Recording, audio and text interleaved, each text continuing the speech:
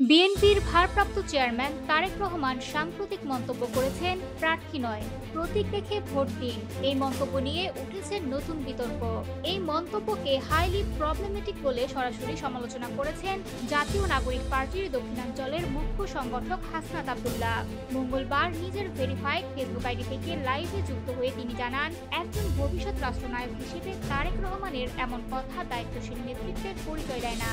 হাসনাত আব্দুল্লাহ যুক্তি দেন, একজন এমপি শুধু একটি প্রতীকের প্রতিনিধি নন, তিনি নাগরিক ও রাষ্ট্রের মাঝে একটি সেতুবন্ধন। আর সেই সেতুবন্ধনের দায়িত্ব কখনোই প্রতীক পালন করতে পারে না।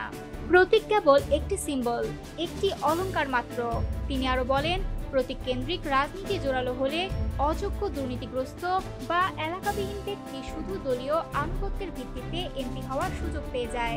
অতীতের সংসদগুলোতেও এমন বহু উদাহরণ রয়েছে, যেখানে এলাকার সঙ্গে কোনো সম্পৃক্ততা না থাকা ব্যক্তিরাও শুধু প্রতীকের জোরে নির্বাচিত হয়েছেন। তার ভাষায়, প্রতীক ধরে ভোট দিলে জনগণ কখনোই প্রকৃত প্রতিনিধি পাবে না।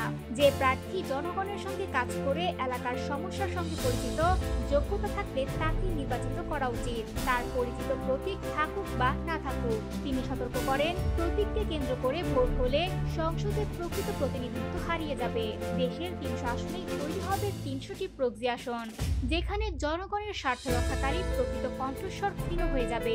উল্লেখ্য, গত 8 ডিসেম্বর ফার্মগেটের কৃষিবিদ ইনস্টিটিউশন মিলনায়তনে বিএনপির দেশ গড়ার পরিকল্পনা কর্মসূচিতে ভার্চুয়ালি যুক্ত হয়ে তারেক রহমান এই মন্তব্য করেন।